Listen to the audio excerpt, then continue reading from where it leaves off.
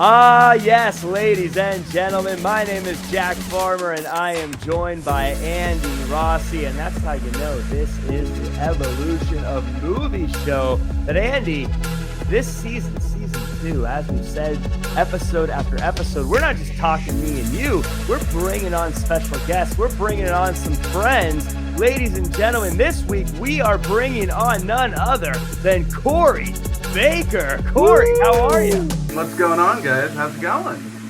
I'm doing good.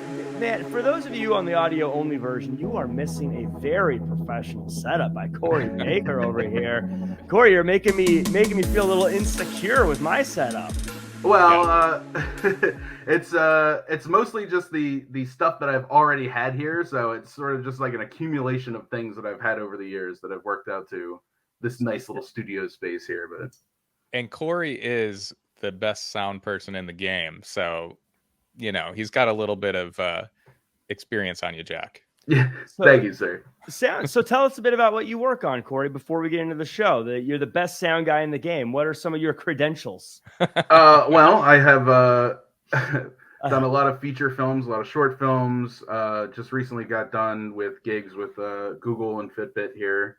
Oh. So yeah, just trying to stay as busy as possible. Obviously, there was some factors beyond our control that kept us from being busy for a while, but and most we're getting back importantly, into it now. The sound operator for Dead Body, the movie. Yes, The Dead Body, the runaway hit of 2020. What year are we saying? 2021? 21. Yeah, the present. The present. You know, it's funny though, because I was thinking about Dead Body a lot last night while we were watching the movie, just because I kept thinking about all the times we were making each other laugh, like after the take was done, or like, oh, I think we can just improv something here real quick. Yeah. It really got me like going back to not only like laughing at a movie, but laughing behind the scenes at a movie, like part of making it, you know, like, and Dead Body was just a ton of laughs all the time. Yeah. Yeah, I can't wait for us to be able to release the review of that movie once it's out. But let's talk about this show for people who maybe haven't seen this show before. What we do is we watch a movie and then we talk about it like it's a book club, but a movie club, I guess you'd call it. But we call it the evolution of movies because we always watch a movie that came out 1 year after the last movie we watched. So we started in 1980, went to 1981, 1982. Now we're all the way up to 1994. Back in a time when theaters had hits like Leon the Professional, The Crow, and of course, Time Cop. But we aren't talking about any of those. We're talking about Dumb and Dumber today, a movie that IMDb describes as a woman leaves a briefcase at the airport terminal and a dumb limo driver and his dumber friends set out on a hilarious cross-country road trip to Aspen to return it. Guys, this is literally possibly my favorite movie of all time. I know some people like films. Some people like pictures. I like Dumb and Dumber. But that synopsis, by the way, first time I realized Harry's dumber. People always wonder which one was which. But CORY, we always like to start this with a little game. And it basically, what I want to do is have Andy guess the Rotten Tomatoes score. And then you're going to guess if you think the actual score is higher or lower than his prediction. Okay, we're gambling early. I like this. Opening day magic. Let's do this. So Andy, what do you think the Rotten Tomatoes score is for Dumb and Dumber? Yeah, so this came out the same year as Time Cop. So, I mean, you got to compete with Van Damme's mullet. Underrated mullet, by the way. Oh, amazing. I feel like this is probably one of those movies I guarantee the audience is probably way higher than the critics on this one. Mm-hmm. Audience is probably like 96 or something crazy. We are going by critics, by the way. Critics, yeah. It's so good. It's so one of the best comedies of all time, in my opinion. So I'll go pretty high. I think it's going to be like 80, exactly 80. Exactly 80. Yeah. CORY, spicy guess. Do you think that it's higher? I mean, it is a classic, or do you think it's lower? Sometimes comedies don't get that good of ratings. Okay, so I'm going to go over, but the only logic here is the idea behind the Rotten Tomatoes is supposed to be like, would you recommend this movie to somebody? Mm-hmm. So like, I can't imagine that there's like that many critics who would just be like so stodgy and so like monocled and so like that they would be like incapable of understanding the joy of this movie. So I would go over 80, but maybe not by a lot. Maybe like an 82, 83 or something like that. Well, polish up that monocle because it's sitting at 67%. Oh! Come on. That is preposterous. preposterous. Boo! Do you have the audience score by any chance? I don't have it pulled up here. I guarantee that's higher. No, we'll have to check. I'll have to. I'll pull it up here in a second. But as I pull that up, Corey, I always like to ask: had you seen Dumb and Dumber before, and what were your thoughts going into it this time around? I don't think I could properly guess how many times I've watched this movie. It's hundreds, if not thousands. It's like one of those types of things. And it was great to watch it last night again because it's been a couple years probably since the last time I checked it out, and all the jokes still hit. And like, I think the thing that I always think about when I watch it is that so many times when I used to watch it, it was on like Comedy Central, and if you like turned on Comedy Central and it happened to be on, that's what I was doing for the next hour and a half, however long was left in the movie. I was just gonna watch the rest of Dumb and Dumber, and I don't know. Like I love the there's only a couple lines where they would have been bleeped on Comedy Central, and you hear the real thing. And I remember laughing sometimes about how bad those bleeps were as well. We'll get to it with the Snow Owl Society later. But the Snow Owl Society, already a funny premise, by the way. Yeah. By the way, Dumb and Dumber audience score 84%. There it is. Yeah. I feel like it should be higher. Like I said, yeah. Corey, to your point, I think if I realistically guessed 27 times I've seen this movie, I would say that is very realistic to have seen it that many times. And I laugh every single time I watch this movie. And every time I watch it, I'm like, oh yeah, that part. That's hilarious. Yeah. Andy, what are your thoughts on this movie going into it this time around before we kind of dive into the meat and potatoes? This was actually probably my favorite viewing so far this season because I had my family in town, and I had my nephew who's 12 and one that's 10 and my niece that's 7. And we watched Dumb and Dumber all together. And I was curious how it would hit on it with the younger kids now. And they loved it. And I was so excited. And actually, like for me, I don't know how this could possibly happen, but I kind of thought it was even better, this time around. So just such a classic. I was very excited to watch this one, and it was awesome. Well, I'm excited to break it down. But before we do, I always like to say thank you to everyone who's watching on YouTube, listening on Spotify, listening on Apple Podcasts, listening on iHeartRadio. If you could do us a favor, hit the like button, share, comment, subscribe, 5-star reviews. It's literally the least you could do. You could also send us money, but I'm not greedy. Just give us a 5-star review. Yeah, we should set up a Venmo, huh? Yeah, just give us some. Find us on Venmo. Give me money. Put it in the mail. If all 10 of you give me $1,000. So we start the movie. A limo driver stops at a bus stop and, in an attempt to pick up an attractive woman, mistakes Austria and Australia in an otherwise clever scheme. Meanwhile, a guy dressed as a dog gets in a car designed to look like a dog that is also filled with dogs, and he feeds them very non-dog friendly food and delivers them in no condition for their dog show. Lloyd, the limo driver, picks up Mary, and he's in love. He chats up Mary on the way to the airport and destroys half the city in doing so before giving Mary a prolonged hug goodbye. Lloyd sees Mary drop her briefcase as two mysterious hoodlums say she will, but Lloyd is a limo driver, and he gets the briefcase and runs down the jetway. The hoodlums follow Lloyd home, wondering who he works for. Corey, tell us this opening scene. Tell us about this world that we're going to inhabit and the people who live in it. So we're learning very quickly who Dumb and Dumber are. With the going back and forth between Harry and Lloyd here. And it's just like, I like that it's an introduction of each of them sort of individually. Like, we don't get the two of them together until basically at the very tail end of what you had just described here. So it's a good, like 10, 15 minutes of movie time where you're sort of like with Jim Carrey and then with Jeff Daniels and moving back and forth. I just think it's great. I think it sets up their particular little idiosyncrasies so well, and it's sort of when you're watching the movie, for the 100th time, like you sort of know the characters, you're just sort of like, yeah, let's get on the road. But like watching it this most recent time, I was just like, yeah, you have to give it up for how they really set up each character individually to like work together once we get them going. Yeah, and Andy, to that point, something I noticed this time around as I'm watching it a little more critically, what I love about this is going to sound like an obvious thing, but what I noticed throughout this movie is they're not funny. They're just literally stupid. And everything they do is just literally dumb. But it's not like they're telling jokes. They're just really stupid people. Yeah, no, I mean, I think it takes like really intelligent writing though to write like dumb characters, because it's not joke after joke after joke. It's just like them saying stuff that the audience has got to be like, oh yeah, that's a stupid thing to say or do. So I think it's great. It's pretty genius. And like Corey said, I love like the setup of seeing Lloyd and then seeing Harry.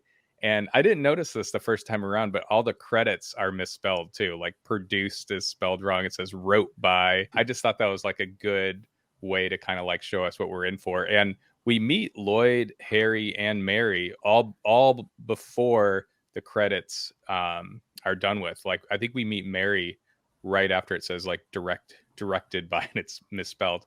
So I think it's great. You like literally meet everyone. You kind of get almost kind of this love story before the movie really starts, which is very cool. I didn't even notice the misspelled stuff, by the way. Yeah.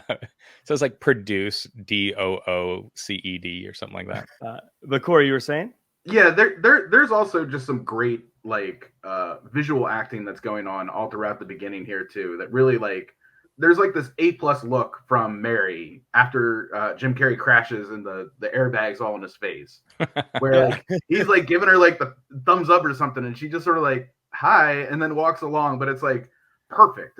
It's like pitch perfect, and so all these little things, like it's so hard to make a movie just in general, and it's so hard to make a comedy because you don't know if the audience is going to laugh at the end of like all that you did. But the Farrelly brothers in particular are just so good at getting those little moments that just sort of like, create the tapestry of the comedy that we're about to watch. Yeah. There was so many lines that I feel like have become part of just, maybe it's just me, but conversation, making fun of the shrimp on the barbie thing and like suck me sideways or move it or lose it, sister. It's okay. I'm a limo driver. And Corey, to your point, when he crashes, one of the things that I play in my head at random times is him just going, "Goodbye, my love." Yeah, even as I hate goodbyes, like I feel like I use it all the time, and then you watch it and you go, "Man, I'm so unoriginal." Yeah, I still remember like as a kid watching him like turning fully away from the road and being like, it's actually physically more likely you'll die on the way to the airport. As the cars are exploding around. Right, and they cut back to her and there's an explosion in the background. There's a lot of bad drivers out there. And the small talk is great. Like when he says, why are you going to the airport? Flying somewhere? How'd you guess? I saw the luggage. Put two and two together. I also love just like the little music that plays whenever he sees Mary. Yeah. I don't even know what you'd call it, but it's just like the little piano. It feels like 80s, like 80s like an interstitial or something like that. Yeah. It's just this movie kicks off so well, but after this, the fellas are commiserating about losing their jobs when the hoodlums knock on the door. Harry and Lloyd thinks it's the gas man, so they run away while the hoodlums break in and kill their bird. Lloyd goes to pick up some essentials and is robbed by a little old lady on a scooter. Lloyd falls to his knees, and he and Harry decide to go on a trip to return the briefcase, making the hoodlums think that Harry and Lloyd have intel on who the hoodlums are. The trip starts, and Lloyd says he sold Petey to a blind kid, and with the extra cash from Petey, the Dumbs stop at a diner, and after throwing some salt over his shoulder, Seabass hawks a loogie in Harry's burger. But Lloyd has a plan. He says they're going to buy Seabass drinks, but he tells the waitress that Seabass is actually paying for the Dumb's tab. which is actually a really smart idea until Lloyd says he's got the idea from a movie where the guys who did it got their throat slit. Oh, and by the way, can you stop? I gotta pee. So this is kind of the transition from they're stuck at home into now the road trip starts. And that is really the bulk of this movie, Andy. Oh my God. So much great stuff in there.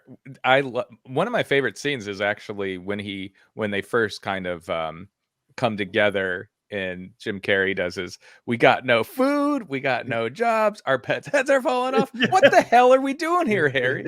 I love it so much. It's just so funny. Like, I feel like I've been in that situation a lot. Where I'm just like, what is going on in my life? And this stuff with Petey, I took care of it. Like, all of it's just so funny. Hair, I took care of it. Pretty bird. I was gonna say, I have in my notes, we need to go around the horn here and do our pretty bird impression. Pretty bird, Pretty bird, pretty bird. I love what he says too. I think it's during that same part with them two talking. He says, like, I got that old fashioned feeling where I'd do anything to bone her. That's later at the is it later? Bird Snow Owl Sanctuary. Society. Snow Owl Society. Oh, that's right. Yeah, it's so funny. What I really think is great about this movie, and obviously the plot is kind of inconsequential to the fun that we have. Like the idea is, let's have a lot of jokes. But if you watch it multiple times, you sort of realize, like, our hoodlums who are following them, they're only under the impression that these guys are like ace, like, people. Yes. Like, These guys must be the fact that Jim Carrey comes in and like swipes the bag or swipes the briefcase and just keeps going, like, they have to think he's like a secret agent of some kind, like high level type of person. He's in a tux. And sometimes if you just watch the movie from different people's perspectives, you're just like, they did a really good job of like, like sort of putting you in there. And like, much to the point of like, they don't need to make jokes. They just are naturally stupid, and this is what they do. Like, when Jim Carrey comes out with all the essentials that they needed to pick up, like giant hat, and he's if all three of us were sent to the store, though, all three of us would have different ideas of what the essentials were. Yes. So like, you just have to put your mind in Lloyd there and say, what would he imagine the essentials would be? And that's why you get the huge cowboy hat and the beers and the like the little paddle game and stuff like that. But yeah, it's great. One of my favorite lines here is when Lloyd says he got fired, and then Harry's like, yeah, I got fired too. He goes, man, you are one pathetic dude. No offense. And then another bit was, I'd have to be some kind of lowlife to go rooting around in someone else's property. It's locked. Yeah, really well. And then one of my favorite bits was like, hey, maybe we should trash the place. Send them a message. Yeah. I don't think they're going to get that message. It's like the worm farm in the living room. Yeah. Skipping ahead to the diner, though, we have a great cameo by Cam Neely, former Boston Bruin hockey player. And then the movie that they're referencing, where they have the other person pay for the tab, was a Jeff Daniels movie. Was it a real movie? Yeah. I thought it was just a joke in the show. I didn't know it was a real movie. It was based off a real movie that Jeff Daniels was in. So it's like, oh my Lord, that's even funnier now. Yeah, and there's tons of like little like moments like that, like throughout the of them making reference to something that was like one of them, basically. And can I tell you guys, this is so funny, probably like maybe recent, like in the last like 8 years, I found out it's not Billy in 4C, it's Billy in 4C. I always thought that was his first and last name. Billy in 4C, the blind kid. No, it's Billy in 4C, the blind kid. I'm like, oh my God, I'm so stupid. Oh man, I just got to say another line. Don't go dying on me. Yeah, what does he say? Senior citizens, although slow and dangerous behind the wheel, can have serve a purpose. I love too how when Seabass, when Seabass comes over, how Lloyd is just an absolute coward and like looking out the window. Pointing at and he's selling out his friend. And then later it shows, afterwards it shows him go, man, Harry, you sure wimped out. Because I feel like that is such a, like, not just dumb, but that's actually like, I feel like that's something we would give each other a hard time. If like that happened. And that this movie is so full. Every single thing, like the waitress reading the book about like, so you're angry. I wrote that down. There's such great like little things. Like she's wearing, of course you're angry is the book that she's reading. Every little bit of this movie is just magic. And again, another line that I feel like it said is I like it a lot. Is that there's another great little piece of production design a little later on, but when Seabass comes back later in the movie, and Jim Carrey's looking at his watch, it's a casino. So it's made to look like a Casio, but it says casino, which I think is just a great. So funny. I didn't catch that, which is funny because Casio, I mean, that's kind of like an inexpensive watch anyway. So he's got a knockoff of he's got a knockoff of he's got a $4 watch. No way it works either. Works enough for that moment. Yeah, that's true. It's so funny how many of these scenes, and we'll go through them, are just so iconic. But like as you go through these, but I wanted to say one thing and Annie, I wanted to go to you on this before we move on. Is there actually is a serious scene I thought, and it was when Jim Carrey's like, "I'm sick and tired of having to eke my way through life." Yeah. I was like, wow, that was actually just a serious kind of moment. And like looking back, I was like, wow, there was no joke to really like punctuate that. I mean, at the end he goes, okay, that's enough crime. But like there's actually a serious moment in this movie that I've always just kind of brushed over. They're both very good actors. And I think that's what's super helpful in this. I think Corey might know, but I don't think it was Jeff Daniels that maybe the studio wanted. Maybe they wanted another comedian to kind of be with Jim Carrey. And I think Jim Carrey actually was the one that really wanted Jeff Daniels because he's a great actor.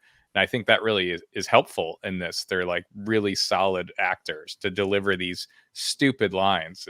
And then when they do like the serious moment, you're kind of like, okay, yeah, you kind of like, they're not just a couple of dummies. They have some heart in them too. So you kind of like feel for them and root for them a bit more than you would if two just complete imbeciles. They have some heart to them.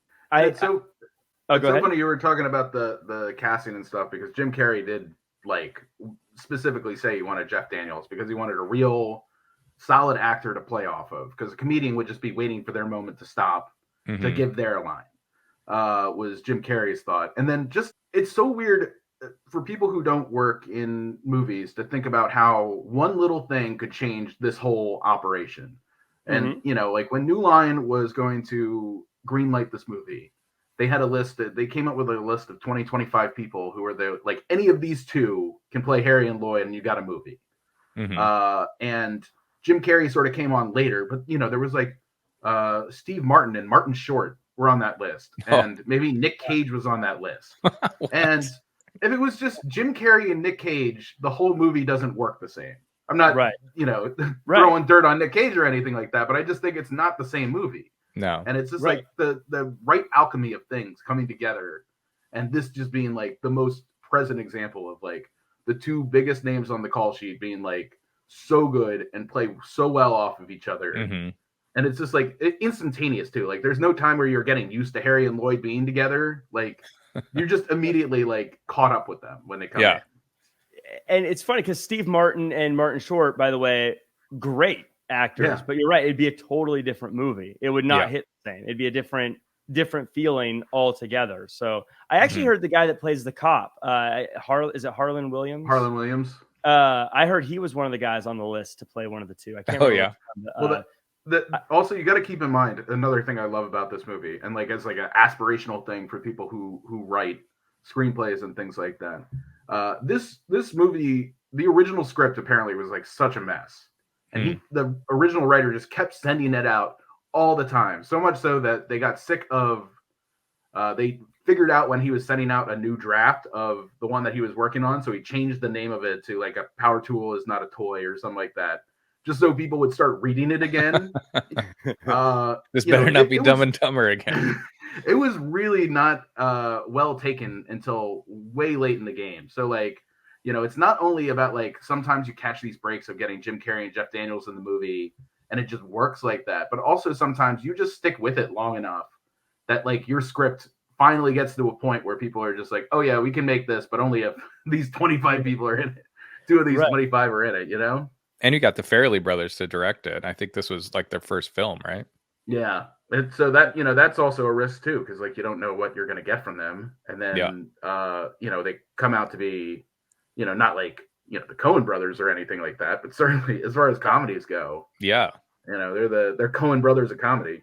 I mean, they were killing it. Yeah, even I think because as far as the only real person you're relying on for comedy is Jim Carrey, and at the time I think he only had Ace Ventura. Ace Ventura was the only movie that had come out. It was a huge hit, so it's not like nothing, but like it's also not like oh, he's got 100 movies of success behind him like a Steve Martin or whatever. Well, and this is another great behind the scenes thing. They first started talking to Jim Carrey about being in the movie prior to Ace Ventura: Pet Detective coming out, and they had an offer to him for $700,000 to do the movie. Ace Ventura came out. It was the #1 movie in the country. And that Monday, the producers of Dumb and Dumber are just like, so we want to get this contract locked up, $700,000. And they're just like, about that. And it ended up being $7 million instead. So again, another one of those things. Like, just imagine you're just in some movie and you don't know if it's going to be good. And then all of a sudden, it's the #1 movie in the country, and your offer goes up by 100 times. Yeah. Well, good on Jim Carrey. Good on him for waiting, and good on him for asking for more money. Well, that's probably more the agent than Jim Carrey, but Lloyd is peeing, and he can't stop going once he's going because it stings, which cracks me up every time. A cop says, pull over, and Harry says, no, it's a cardigan, but thanks for noticing. The cop drinks a bottle of pee before letting the two go. While driving, Lloyd starts to dream of how things will go when he sees Mary, and she loves him, and he woos her friends, and he rips out the heart of a chef before almost running into a truck. So the guys stop at a romantic hotel and talk about Frida Felcher, a woman that broke Harry's heart for not listening or something. Back on the road, the guys make a bet that Lloyd can get Harry gambling by the end of the day. They pick up the hoodlum who is pretending to be on his way to a luncheon, and just as he's about to kill them, they pick up more hitchhikers. They find themselves at Dante's Inferno while Mental, as now I'm finally learning his name, decides he's going to put rat poison in the fella's food. The fellas spice up Mental's burger, however, and when he goes into shock, they think the rat poison are his pills, and they murder him in hot, hot blood.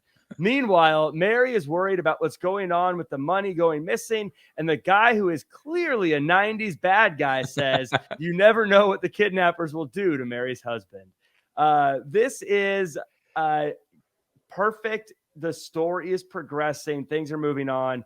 But before we get into all that, Andy, I wanted to talk to you about the soundtrack of this movie. And as I'm listening to it, I feel like if you made a 90s version of a Guardians of the Galaxy soundtrack, where it's like all these throwbacks you kind of forgot about, that's what this soundtrack is. Yeah. I love the Crash song. Here we go.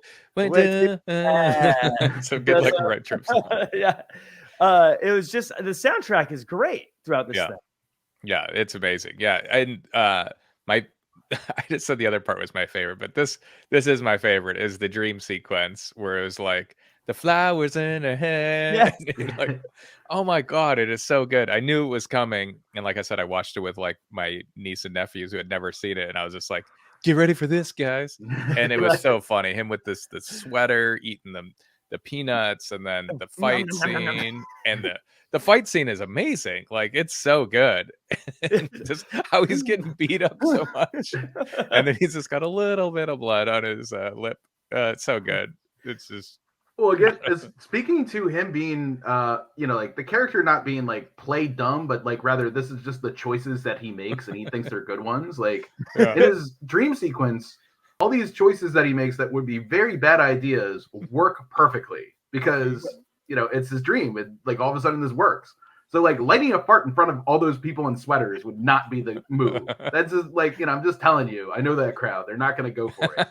And like, kissing so intrusively at the end is not the move that any woman is looking for. But in Harry or in Lloyd's mind, he's just like, this is what every woman wants, and she likes it in the dream sequence. So it's just like very important to like remember, like, these guys are so flawlessly playing like in your own mind, just think about like the dumbest person you know. You don't have to say it out loud, but I mean, like, just think about the dumbest person you know, and then just think about like what they would do if they were in similar situations to you on a day-to-day basis, and you're just like, oh, they make dumb decisions all day because they're the dumbest person I know.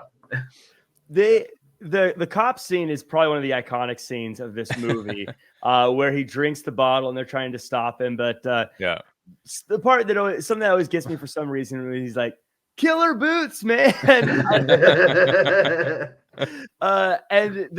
I feel like this is one of the most character defining moments of Lloyd, because and this shows the difference between the two. I thought how you could see Harry was like, "Oh, this is bad," but Lloyd has this evil grin on his face because he knows what's about to happen and he's not going to stop it. He's going to watch it play out. What does he call him? You pumpkin pie? Pumpkin pie haircut. Something I can't remember. So good. And it's this little weird thing he's doing with his mouth when he's drinking it. Yeah, Andy, do the impression. I want to. This romantic hotel scene, this is a scene I forget about whenever I watch this movie. When I see it, it's always so funny. I love the part he's like, "Some young filly break your heart?" He's like, "No, a girl." Yeah, just the quick little snappy dialogue is so good. Yeah. And you could see how Lloyd is clearly the guy that Felcher was but I don't know, it's one of those things. And them sitting in a heart-shaped bathtub together like it's no big deal is hilarious to me. This whole, that is just one of those things I forget about. But yeah, it's definitely the dream sequence I think that everyone remembers the most. And I always like his as he sits up. And the number of testicle shots that happen in that with that one guy too. I feel so bad. It's funny. I forget how many there are, and then you're just like, oh, it's wrapping up here, and then all of a sudden he bites it, and you're just like, oh god. The whole thing through. I don't remember the joke, but he tells it starts like the tail end of a joke that must be wildly inappropriate because he's like, "But that's a fancy ski mask you're wearing," or something. like, oh Lord, what was that joke? That could not have been a good joke. But and then we got to talk about the pill. The pills part is so funny with them just like with the ketchup squirting on their tongues, and just like it's just so wild. It's so fun, and just them with that. I never knew his name's Mental. I don't think I ever even knew that.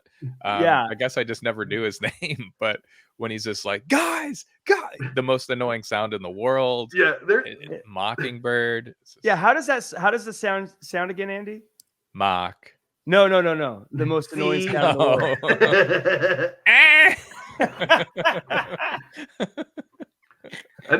Another ad lib from Jim Carrey though, because if you look at next time you see that one, look at Jeff Daniels because he's like, what? Like he's caught off guard by what's about to happen. That's so funny. And it's the perfect because you can imagine that guy being stuck between these two people, and like that would be the most annoying. Like guys, like I'd be so frustrated. And then the family, it's like we don't normally pick up hitchhikers, but I'm gonna trust my gut on this. And the way that they put him in the middle is so genius too. Because if you really picked up a hitchhiker, if it was like Jack and I picking up somebody, Jack would slide over in my hitchhiker and then the hitchhiker would go at the end. But they just have the hitchhiker go right in the middle of it. And he's the biggest of the three. Yeah. One of my favorite low-key lines, me and my brother used to quote this one all the time, was hey, there's some more people who want to ride. Pick them up. Yeah. He said, Mark, see, bird, see. Yeah, where did they ever go, by the way? We never got to see that. Just short distance, I guess. For the Nebraska State Fair. But this is a great, like, in movies, when you have bad guys, you always have, like, I guess I would call him, like, the round one bad guy before getting to the main bad guy. And this was them dispatching the round one bad guy. Pills are good. Pills are good. The Loki, though, the Andre, our main bad guy, he doesn't have a lot of opportunities to have, like, funny lines, but he has a really good one, like, right there when he's talking to Mental on the phone. Where it's just like, I'm just about to sit down with our boys. It's like, yeah, well, remember your bread plate's on the left. I love when he punches that dude through the Fred telephone. Stoller. Oh yeah. What was he in? I didn't look it up, but he looks So he's a stand-up, and one of the things that I used to love that comedies did a little bit more is like if you had a role that would have just been like a day player role for like any other actor, get like a comedian who can come in and just play it. Because usually they bring in like a certain amount of their audience who doesn't care if they're only in one scene in the movie. Yeah. Right. And they're usually way better than whoever like random like D-tier actor you would get to fill that role. Especially on a movie like this where like the budget was not like humongous, you know? So yeah, I loved him. He was like, "Oh, you're making me angry. I kind of like it," and knocked out. But we are back on the trail, and the police are now in pursuit of the dummies, and they stop at a gas station, and Harry starts working some game on a girl at the pump next to him.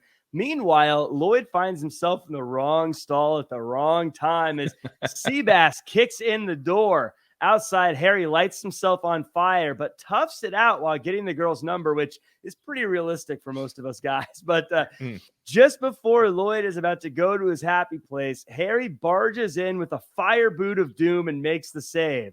Back on the road, the fellas switch spots, and Lloyd takes them down the wrong turn into Nebraska. The guys eventually figure it out, and it causes Harry to leave Lloyd, and they go their separate ways. And when all hope seems lost and Lloyd can't do anything dumber, he goes and does something like trades it all for a little scooter. They make the trek through the snow and the mountains and finally make it to Aspen. After scoping out a couple of butts, the fellas look through the phone book, trying to find Mary, and while staying outside and fighting, they finally break open the briefcase and expose all the money. They say they'll borrow only what they need and keep track of what they borrow. We then go to a spending montage. Corey, this transition from the drive to being in Aspen almost feels like two separate movies. Yeah, absolutely. And I mean, I think the best line in the entire movie, and it's a hard decision to make, but in my mind, nothing beats just when I think you couldn't possibly be any dumber, you go and do something like this. And totally redeem yourself. They missed the high five. It really, you know, honestly, having somebody like Jeff Daniels in that role, like when everything falls apart and they realize that they drove a sixth of the way back overnight, he really plays it, and I feel really like bad for him. I'm just like, man, Lloyd really ruined this guy when he's like, I'm gonna walk home. I'm glad they don't give us that moment too long though, because a lot of movies I feel like it's like, you know, a good amount of the film where it's like the all is lost moment, but they pick it up pretty quick. Like they just have him walking, and the next thing you know, you just see like the wide shot of him in the scooter. It's just so great. And some crash test dummies. Yeah. And how great is it too when he's sitting there thinking about it and his butt crack sitting out. Little things that otherwise would be just a somber moment makes you giggle because it's so stupid. My favorite line exists in that scene too, or in that part that Jack described is big gulps, huh? Well, see you later. See you later. I love that. I always call that big gulps conversations. This little part is like a murderer's row of the great lines too. Yeah. Like, whoa, would you look at the butt on that one? Yeah, you must work out. Got a little nippy over the pass, huh? Or what's her last name? Simi Swami Salmon. Oh, look on the briefcase. Samsonite. I'm an idiot. The best part is he was right. He was like, it's Swanson. And he got Samsonite. My favorite part of the movie, and again, we keep saying, I'll probably say my favorite part of the movie 100 times. But it's this little bit when they were outside cold, and like Harry's like, my hands are so cold right now. I can't feel my fingers. And Lloyd's like, here, I have two. My hands are sweating. And he's like, you have two? He's like, yeah, we're in the Rockies. And then when he chokes Lloyd, and Lloyd goes, Harry, your hands are freezing. I lose it every time. And it's just so perfect too, like just the way this movie moves, like just he's strangling him, and then like what's gonna get him from stopping to strangle him? He looks over, he sees the briefcase of money, so then let's move on to that. Is this it's done so well. Like it's a very well done movie, the way it moves around. I have a question for you guys. I never I have a hard time figuring out how much money is actually in this briefcase. Because it looks like, if you ever remember, like from Dodgeball, where he opens up the briefcase for the bribe, and it's just like one stack, and it's like $100,000. Like you look at the briefcase, and you're just like, okay, well, that might be a couple $100,000, but then they're blowing $300,000 on a Lamborghini, and you're just like, like $1.5 million in that briefcase, like. I thought the exact same thing watching it. I guess now that I'm actually thinking about it, like, wait a minute. How much did you just spend on that? But the juxtaposition of them going, we're gonna account for everything. And then they're immediately in the Lambo with the president's suite where they're like, royalty stays here. And those outfits, everything they wear from this point on, I'm like, that's a Halloween costume. I gotta wear that for Halloween. That's great. So after they spend all their money, Lloyd sees Mary in the newspaper and she's having a fundraiser. So we get a montage of the dum-dums getting dressed up the only way they know how. And the guys show up and really class it up, but Lloyd is too shy to talk to Mary. So he sends Harry to talk to her. Harry hits it off with her, and this is weird. The kidnapped man's mother says that his wife should go hang out with a stranger. But Harry tells Lloyd that Mary wants to meet Lloyd. So Lloyd pops the champagne and kills one of the endangered birds. And the hoodlums thinks they did it on purpose in a bird-for-bird hit job. The next day, Lloyd goes to the bar to wait for Mary, but Mary's on the slopes with Harry, and Lloyd's waiting all day when the woman Harry was talking to at the gas station shows up. While Harry and Mary have a great time together, Lloyd is listening to the other woman carry on. Lloyd finds out where Mary lives, and we get the meme of a lifetime as he almost throws up crying. Later, he says, I just thought she was a raging alcoholic when I've been going through all this pain and personal anguish for nothing. Lloyd says after Harry tries to convince Lloyd later that night that Mary wanted to meet at 10 p.m. and not 10 a.m. But Lloyd knows it's a trick, so he sneaks just a little turbo lax into Harry's nightcap. Corey, I want you to talk us through this Society of the Bird Owls, or what was it called? It's like the Snow Owl Society or something like that. Snow Owl Society. And I'm going to get the jump on one of my favorite bits here, but I want you to describe it where he says, we need to be cool and sophisticated. And look at the fun bags on that hose. It's weird little things again that make me laugh hysterically. But if you just look at them when they pull up in the carriage to the banquet, and they're just sitting there proper and smiling at each other while like looking deep into one of each other's eyes, like it's like they're trying to put on like such an act to like oh, that's all it'll take for them to like think that we belong. And then buying like 4 plates and just shoving it in the jacket and stuff like that. All these little moments. It's the great. Banaka. Yeah. It's a go-to Halloween costume for the rest of time. Harry and Lloyd. If you have a buddy and you're trying to figure out the Halloween costume, one of you wears an orange tux, one of you wears a powder blue, and it's game on. It's so funny too, the way they walk in. He hits him with the cane, and then he knocks his hat off. They're like a couple of 12-year-olds. It's so funny. I like you say 12-year-olds, but even as an adult, I swear we would probably be doing the same thing. Oh, like absolutely. The sword fighting with them and like cripes. You can't give guys canes. I want to take a quick step back, Andy, and I want you to walk us through this like them getting ready scene and like them begrudgingly putting on suits until they find the ones they like and like their hair getting done, etc. Another great soundtrack moment. Pretty Woman plays, and they're just, we got to get, what does he say? We got to get her ready for you got to get you ready for the ball or something like that. Yeah. And the toenails are so disgusting, so funny. The bowl on his head, the way they cut his hair, it's all done so well. And it's so funny how they come out and they look like pretty good with these like normal suits on. But it isn't until the end where he gets the big applause from Harry when he's got like the most ridiculous suit, and then he does his little dance. But it's so great. It's just such a fun montage. The one of my favorite bits in this movie, again, I'm going to say it a million times, but it's just a small line. It's one of my favorite lines is when Lloyd is in the bar waiting, and the woman who hasn't, we don't have a name for yet, she's talking, and she's like, and do you know what he said next? And he's like, no, and I don't care. Bartender. Well, we're missing one of the great improvs, I think, in movie history when he leaves the bar and he sees the man lands on moon framed pose. He's just like, no way. We landed on the moon. We landed on the moon. Another great line too is Harry walks up to Mary, goes, nice set of Hooters you got there. So the birds, they're lovely. And again, I mentioned earlier about like watching this on Comedy Central and like the bad dubbing to like cover up the bullshit is one thing that they can't say on Comedy Central apparently in the early mid 90s, because like what they used to do is like, oh, I breeded a Shih Tzu with a bulldog. It was and then it would just cut silent, and then you'd be laughing, and then you're like watching if you've never seen it before, you're watching the movie going like, what?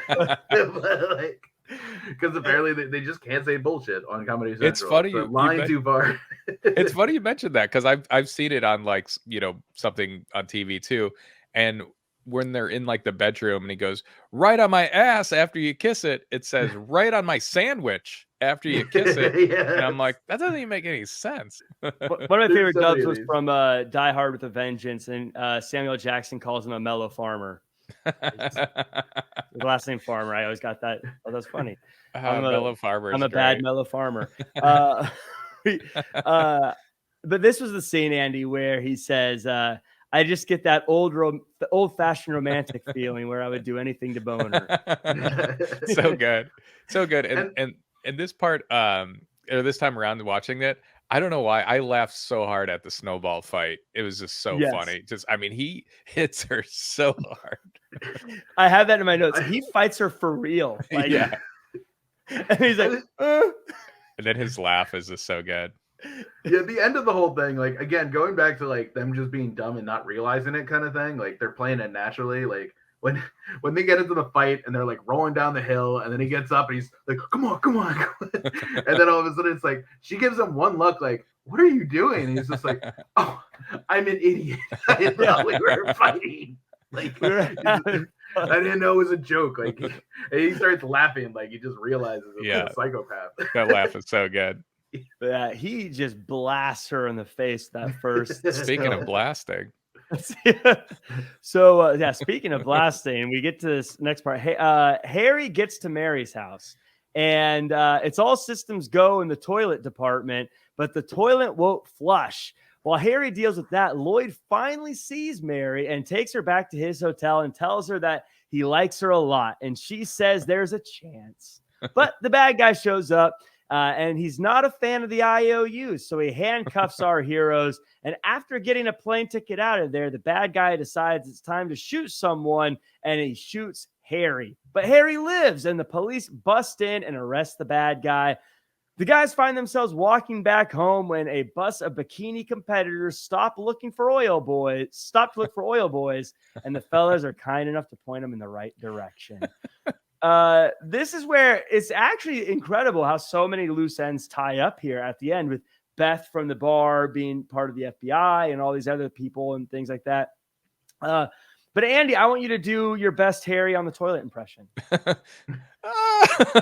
His one, I was gonna do fart noises, but there's a fart noise that's like the last one, and it's like a little squeaker. Gets me every time, and he kind of like has a funny like face to it. For anyone who hasn't, if they're looking for like a little like digestive to Dumb and Dumber, there's an incredible SNL bit where Jeff Daniels is on SNL, and it's supposed to be like Cinema Corner, and he's like talking to this host, and he's like running through all of Jeff Daniels' movies. It's just like, and then you had a dramatic turn in Purple Rose of Cairo, and I think we have a clip. And they turn, and it's just him shitting on the toilet in Dumb and Dumber. And they just keep like introducing other movies he's been in. And it's like so the same clip from Dumb and Dumber. It's just like, all right, I get what you're doing. It's a joke, but it's a must watch. Very funny. I don't know much about acting, but this scene for some reason always I always like step out of it and I try to imagine what it must have been like on set to sit there for probably like 5 minutes and just pretend you're on the toilet, like, like making faces and stuff. And how silly just that must have been on set. Because at the time, there's probably no sounds or anything. They're probably just filming him and he has to like act like he's using the bathroom. It's so great too, because I mean, most of us have probably had a situation maybe where you're in an emergency situation that maybe you use something that like hey, the handle's not working, by the way, or the water starts coming up and you're like, uh-oh. So it kind of puts it into like a perspective where you're like, you really feel for this guy, because you're just like, oh my God, how is he going to get out of this? And him, what does he say? He says, shaving. yeah, I'm just shaving. I'm just shaving in here. Thought he'd take some time and shave. I love as Lloyd's coming over too. He has the Wicked Witch of the West laugh. And I love how Current Affair, by the way, flashback to the 90s, is playing the story of the dead parakeet right before Lloyd shows up. These animals. It's so good. And the way he looks in the house, he's like, "Hey, we can go now, unless you've got someone over here." He's poking around again. One of the most quotable moments coming up, like right after that, where they're back at the hotel room, and it's like all the like, "I desperately want to make love to a schoolboy." Like, so funny. Or what do you think the chances are of a girl like me and a guy like you? Again, it's just like one in a million. It's such great dialogue. So you're saying there's a chance. Husband, what was all this 1 in a million time? While I'm speaking on this, though, I have to say, to really date me in the time period of when this movie came out, I downloaded Do You Realize What You've Done? Off the internet when Windows 95 came out. And, it took like 4.5 days because it was like a 6-second clip. And I used to make that the error message that would play on Windows 95 whenever, rather than getting that like "dun" sound, it would just, my computer would just say, "Do you realize what you've done?" It was like, it filled me with such joy. And anytime I hear it, I laugh. It's so funny. That is such a throwback to the 90s. I can imagine Windows 95. What a time. What a time to be alive. Just those Hawaiian tropic bikini models. But just those one-liners like that one, like you would know immediately where it's from. I was just thinking earlier in the movie, I don't think we mentioned when he's like, "Yeah, why don't you drink up and we'll tell you." Like, I feel like I say that all the time to people. How's that burger? Yeah, this movie is constant one-liners. Like I said, so many of them, I feel like I say all the time, or I hear all the time. And this movie was influential. How much like was in it. Another scene that I just think is hilarious is when Mary introduces her husband to the guys, and you first see him pull the gun out and shoot him. He's got a gun. Harry, you're alive, and a horrible shot. Wait, did you get a gun? Are you really Harry? It's such a subtle thing too. When the bad guy's on the phone or getting the ticket, he's like, "Yeah, I need a ticket." Wait, do you have any vegetarian options? I do like too when they're in the bed and like I think it's or Lloyd just throws a pillow. Yeah. And one thing that didn't sit well with me though is like Mary and her husband, they got all this money. They're fine. But they're making these two guys walk home from Aspen. Come on. Like help them out with a plane ticket at least. Or like, what are you doing there? Hugo or something like that. Just obviously they have exceptionally low standards. You could have just given them like a moped. Yeah, they would have been so happy. Literally could have given them a moped and they would have been happy. But the bikini, I still owe them money though. Hey, those IOUs are as good as money. Okay, the bikini girls at the end of this, I thought was the perfect way to end this movie, and just tie it off with just.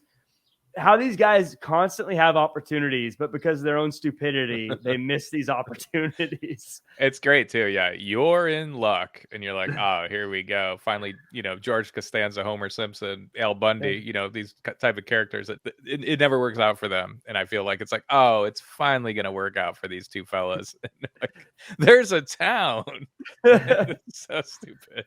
And the swerve of them you know what you've done? You have to forgive my friend. He's a little slow. Yeah, just what a perfect way to end this movie. I am as we wrap it up, I'll just say, like I said, one of my favorite movies. I could watch it again today and still laugh at it. Even though I literally watched it last night. Corey, you get the last word on it, but Andy, any closing thoughts on Dumb and Dumber? I mean, it's hard to say that a movie I loved before that I could love more after watching it now, like as an older person. But yeah, that's exactly what happened. I think it holds up like super well. And the name Lloyd Christmas, I don't think there's a better character name than that in any movie ever. And Corey, what were your kind of overall thoughts? My overall thought, I think, is just that this is one of the, at the very least, 10 best comedies on anybody's list. I mean, like, people, I would say it's one of the 3 best comedies of all time. But other people might have it a little lower. It's just such a shame that like movies like this don't get more respect. It's like, it's a stupid, silly comedy. So therefore people act like they can just sort of like dismiss it. But at the same time, like, this is really great filmmaking with really great acting and really great directing and a great soundtrack. And like, there's nothing that's wrong with this movie. It's just that it's not as serious as Forrest Gump and therefore cannot be nominated for an Academy Award or something like that. Right. Like it's just, I bet you I've watched Dumb and Dumber like, 50 times more than I've ever watched Forrest Gump in my life. And, they came out in the same year. And it's just like incredible that like, it lives on so well too, all these years later.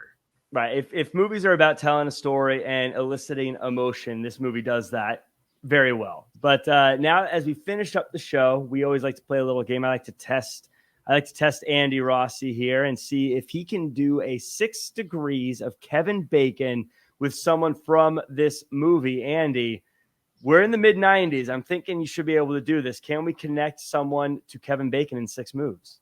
Oh, absolutely. I'm going to use Lloyd Christmas. Jim Carrey was in Truman Show with Ed Harris. Ed Harris was in Apollo 13 with Kevin Bacon.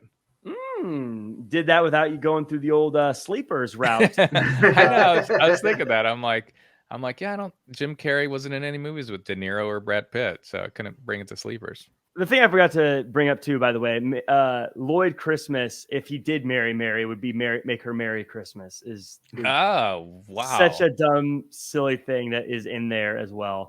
But there we are. It's my only note about the whole movie is that I wish if they had a character named Harry, they didn't have a character named Mary, or the other way around. Like, yeah, it's the only thing that like really, I was like, oh man, I wish we could have done that different. But then at the same time, it all worked out, so it doesn't matter. And there's like, when he introduces himself, hi, Harry Dunn. Harry Dunn. It's just a great name too. Like Lloyd Christmas is the amazing one, but Harry Dunn's a pretty great name too. Maybe Mary should have been Sarah or something like that. Just change it up a little bit. Yeah, but then he wouldn't have the Merry Christmas joke for Jack. Yeah. Well, it could be Sarah Christmas. Same. But that does it for us as we wrap up. Now, of course, we have some more great movies coming up. We go to 1995 for our next show, where we're going to be talking about Clueless with Ellie Smokler. Then we're going to go to 1996 to chat all about From Dusk Till Dawn with Tim Cannon. And then 1997, it's going to be Men in Black with Flobo Boyce as the guest. All sorts of good stuff. Lots of fun things happening. Thanks to everyone who watched the show. Thanks for everyone who followed along. I'm Jack Farmer. You can find me at Real Jack Farmer across all social media. Andy Rossi, where can the world follow you? You can follow me at Just Andy Rossi or my film at Dead Body Movie. And Cory Baker, for people who want to follow what you're working on, where can they follow you? And what are some things you're working on if you want to plug anything? Right now, just thinking about retooling some YouTube content, so I guess keep an eye out for that. But in the meantime, you can just follow at LegendsCB5 on Instagram, Twitter. And look forward to catching up with you guys again sometime in the future. Yeah, we'll have to have you on for a future episode as well with another movie.